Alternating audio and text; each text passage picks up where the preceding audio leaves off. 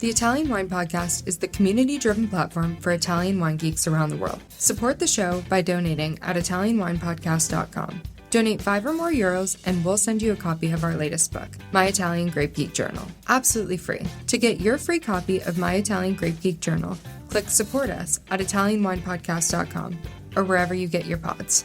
Grazie mille.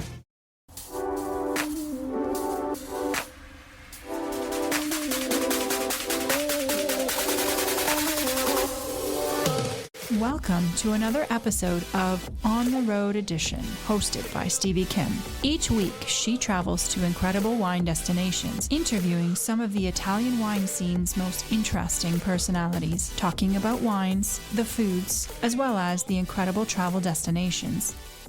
Buongiorno! My name's Stevie Kim, and welcome to Italian Wine Podcast on the Road Edition. And that means we are on our YouTube channel, Mama Jumbo Shrimp. Today we're here with Sara Vezza in Monforte d'Alba. Giusto? Right. Okay.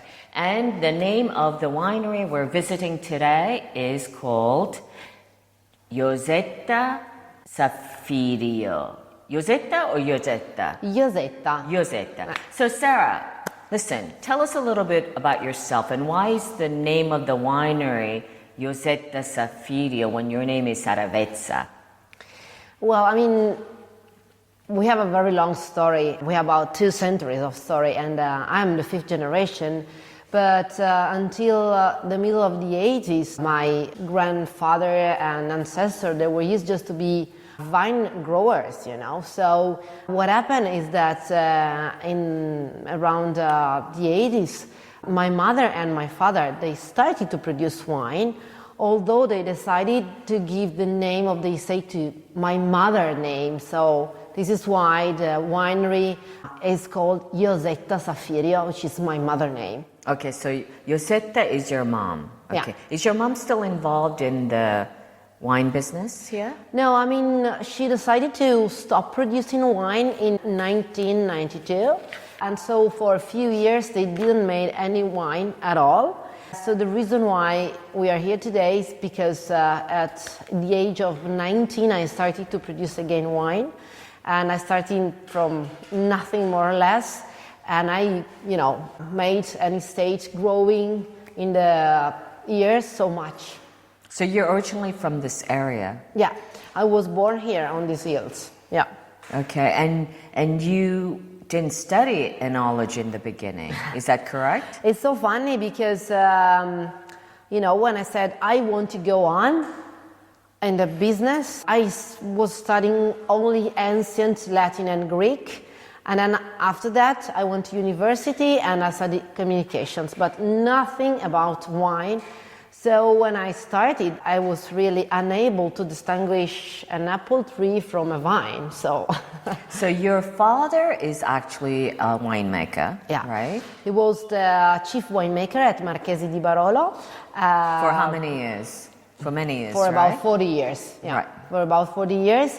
And he was the one who encouraged me to go on and develop this business. So I've been supported by him so far. But your mom was also the agronomist, right? I mean, yes, she was a part of the estate for a few years, but she was the person who was more in, she wanted to sell everything, and she wanted to sell everything in 92, but unfortunately for her, I said, no, I want to go on, so...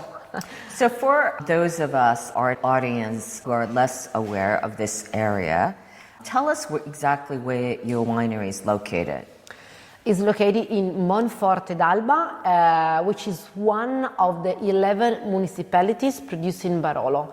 So actually we are in the Piemonte, so in the north part of Italy, and in Piemonte we are in the south part of this region. So we are about, let's say, 1 hour from the sea and 1 hour from the France border, just to give you an idea. So Monforte is one of the 11 areas of Barolo areas. Yes. Is that correct?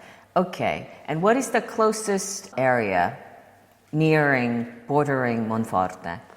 You mean the other municipalities? Yes. So we are on the board very next to Castiglione Falletto, just behind us, and Serralunga. And we are actually in the oldest part of the Langa. So, the Langa is made from emerged soil from a sea. And so we are in the part that emerged about 11 to 12 millions of years ago. So very long time ago. So you say that you're the 5th generation, right? And then your mom stopped producing wine for a bit. Is that correct? Exactly, correct. So why did you want to start making wine again? Because you didn't study wine, but all of a sudden you're like, one day you woke up and you said, I want to do wine again? I mean, because I really felt that I was so bonded with these hills, and it was such a pity that they want to sell everything. And I still today feel myself like a plant with my roots sinking in the soil. So what I wanted is not to lose everything, I wanted to go on and live here. And today I'm sure that I've done the right choice. So you started making wine. You came back to the company when? How old were you? I started my full harvest in 2002, which has been one of the most difficult harvests. But and how old were you? I was 22 years. I'm trying to think about how old you are today. 44 almost. I will be 44 in a few days. Destiny, because my father's first harvest has been 1972, which has been the worst harvest ever. They didn't make wine at all, so that's life. Yeah. Are you enjoying this podcast? Don't forget to visit our YouTube channel, Mama Jumbo Shrimp, for fascinating videos covering Stevie Kim and her travels across Italy and beyond, meeting winemakers, eating local foods, and taking in the scenery. Now, back to the show. So give us kind of an overview of Josetta Saffirio. We have this historical brand, Josetta Saffirio, and in the historical brand we have all our classic labels, Nebbiolo, Barbera, and of course Barolo, and all the Barolo single vineyards. But from few years I also started to be very curious about the future of viticulture, and for this reason I bought a plot in a high part of Langa, about 700 meters on the sea level, and there I'm starting to produce Alta Langa appellation, and I dedicated a brand to that because 8 hectares is a lot, so it's like a second estate, I would say. So it's still the same winery, still the same property, but we have 2 different lines and 2 different brands. So the historical, traditional brand, Josetta Saffirio, focus on Barolo production, and the future, which is dedicated to the sparkling metodo classico with Sara Vezza brand. So how many labels do you have altogether? So with Josetta Saffirio, we have 10 labels, focus again on classic wines, and on Sara Vezza, right now we only have 2. One is Alta Langa and one is the Nebbiolo Sparkling, but we will add 2 more labels on Sara Vezza. Okay, so getting back to when you started, right now how many bottles are you producing in total? Today, yes, including all the production, is around 120,000 bottles. Okay. And when you started, how many, your first vintage? 2002, you said? My first vintage, I made about 1,000 bottles of wine. So I made a very big jump. Yes, it's evolved in a very significant way. Exactly, but the thing I'm most proud of is that I changed this estate to be just not only small, but also to be very conventional, to a totally sustainable estate. So we have today 20 hectares of vineyards and 16 hectares dedicated to forest we take care of. So we have a forest with bees, a forest we dedicated a lot of time to be, a natural reserva, so that animals can stay healthy there. And we have truffle trees forest. So we are really investing a lot of time and efforts to balance the hectares we have dedicated to the vineyards, to balance with the forest, with the woods. Okay, so today it's unusually nasty outside, so it's raining, and we won't be able to see any of this beautiful stuff today, but so we'll have to come back. But tell us also about your philosophy of sustainability, because just behind us, what is that thing over there? That is a prize that I gained for sustainability 2 years ago, dedicated to women in sustainability. And of course, it's something that makes me very proud, because that means that I'm going in the right path. So my ambition is to be a sort of positive model for other wineries or other women wine producers that go on the same path. So, you know, sustainability is kind of a big word today, right? So for you, Sara Vezza, how do you define sustainability, especially in terms of your winery? Well, we have different shapes of sustainability. For sure, the environment impact. So we decided to be organic from 2004 for my health problem. So I decided to go in that direction because I could not go anymore in the vineyards because of chemical products. And that is one part, you know. So to be organic, to have invest in biodiversity. And this is the part, you know, from the point of view of, you know, the agriculture, I would say. But on the other side, you have also to think about all the rest, means the economic impact, the relation you have with your employees, with the neighbors, and so also the social impact. So we are working very strongly for that, to be positive and, you know, to have a sort of legacy for the future generation, to invest in that direction, so to be a very positive model. So can you give me some concrete examples of what sustainability means for the winery? Yeah. We are part of a group called Anello Forte. We are women wine producers. From this area? Yeah, all from Monforte. And we are investing our efforts in recycling and giving a second life to, you know, things that in the cellar would go in just in the rubbish, I would say. So it's called liner, that is used for the labels. You know, it's a mix of plastic and paper, so it's a sort of special rubbish. And we have a project to recycle that and give that a new life, you know. And we really would aim to be a sort of startup project, but the ambition is to create something that can be replicated in other wine regions. So this is one of the things that we do. And I understand also that you are fairly autonomous in terms of the energy production for your wineries. Can you tell us a little bit more about that? We have a solar panel system that, I mean, until 5 years ago, we were producing much more of what we need. Now, I mean, the estate is growing, so we are also improving that part. That means that we don't need so much electricity, but also the building itself is done to, you know, follow the logical process of life of wine, so we can really reduce the quantity of energy that we use, for instance, to rank up and down the wine. And also the building is very, very traditional, even if it is brand new, because I think that since we live in one of the most beautiful places in the world, we must think about that, you know, and have a traditional architecture on the building. So are you completely autonomous, or in percentage? We are about autonomous in the, I would say, 80%. Okay. Yeah.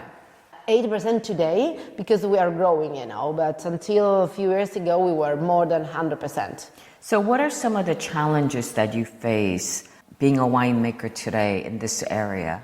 The most challenging thing is to be supported by the other colleagues and to work in team with other colleagues, you know. Sometimes I feel that I am a little bit, I would say, alone, because it's difficult that people understand why you decide to be organic. They think that it's just a fashion, you know, or why you decide to have a sort of orchard for the baby roots to replace. It's very difficult that people understand your decision, especially if are just your neighbor, you know. So for me, today is the most difficult part of my job. How many wine growers are there in Monforte? I would say about 60. 60? Yeah. And are you considered small, medium, or large? Well, small, medium. I mean, I'm not that huge. But in general, we are all family business, so the winery are pretty small and run by families, in the end. So speaking of families, you have 4 children. Complimenti. How old are they? Well, today the oldest is 13 and the youngest is 8. So I had in 5 years. And 2 in between. And 2 in between, 12 So and 4 10. in total. Yeah. And where do you live? We moved from the cellar to Serralunga about 1 year ago. How far is Serralunga from Oh, here? it's just 5 minutes. So 5 minutes. 7 kilometers. So how are you organized? How do you balance? Because they're fairly still small, right? How do you balance family life and your work life? Because, running a winery, it's a heavy duty, very demanding job, right? So how do you balance the two? For sure, I must be very well organized, So I'm lucky I have a nanny that support me, taking care of the kids, of course. They are growing now, so of course, right now they are less demanding compared to a few years ago. But to me, it's very important that as a woman, I think that women should not choose in between to be a mother or in general to have a family and to have a career. That's very important because sometimes, women are divided, I think that it is important that you don't have to say no to something, What I try to transmit to my kids is that I am happy if I am a mother, but also if I am a winemaker and I have my job. So you have to understand that I'm not only your mother, but also I am a woman that has own ambitions. So it's very important that they understand that for me. Are your parents still in the business? Or do Yes, they help my you? father is still in the business. I mean, he would like to be retired, but he still have fun coming every day and stay with us, of course. And what about your mom? Because the name of the winery is after your mom. Yeah, we have the brand, of course, but as I mentioned, she left in 1992 and she didn't want to come back to be part of this project. Right. So that's it. Okay. So I want to talk a little bit about, we see the 2 labels here, right? And you're pivoting, you're at a critical moment in your winery, in your wine business. Because in the past, we always saw this gnomi. Yeah, the gnome, yeah. Which is kind of, a representative of your label, right? Your persona. They've been our mascot for about 40 years. Yeah.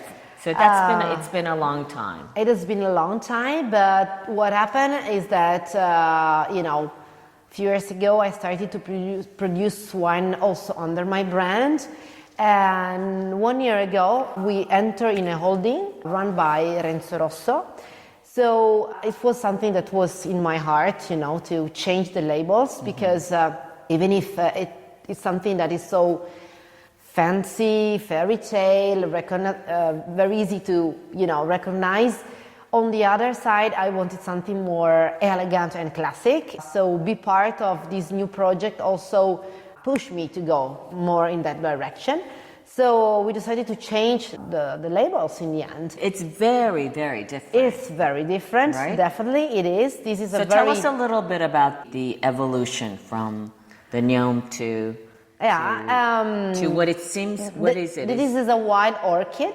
Wild orchid. Yeah, the wild orchid. Why wild orchid? Translation of the philosophy we have. I mean, this bond, because the wild orchid is, very, very endemic of a specific area.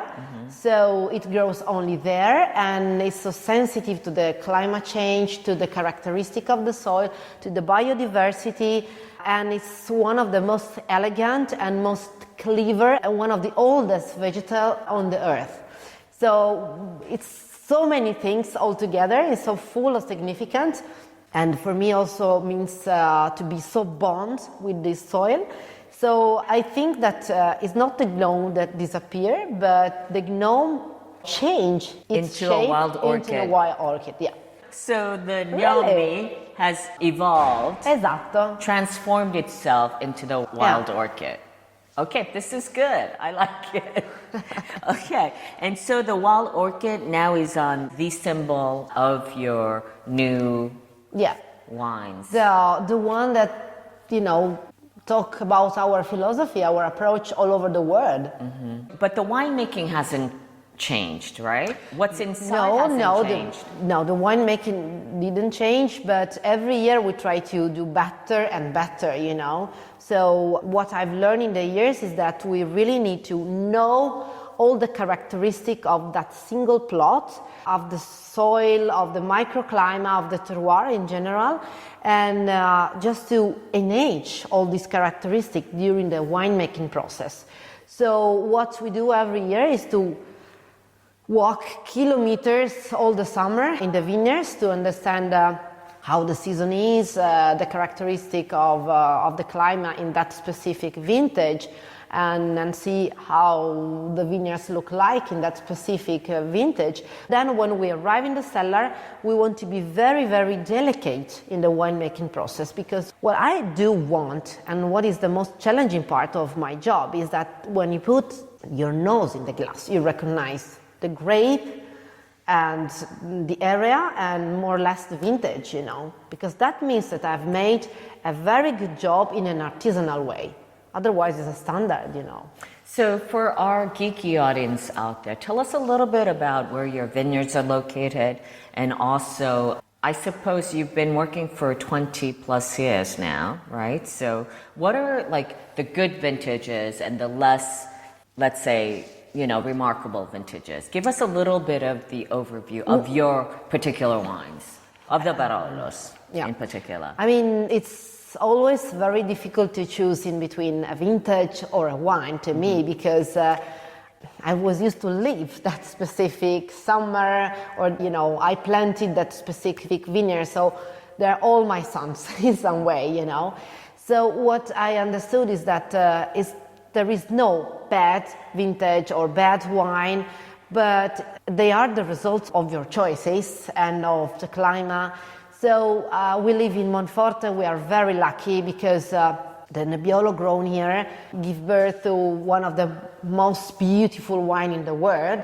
And so they are wines that can be aged so well, and they are so wonderful wines in the end. So we come from one of the oldest soil in the Langa, although we have the characteristic of the Castelletto Hills, which is a very steep hill. It's windy and colder compared to Serralunga, which is just in face.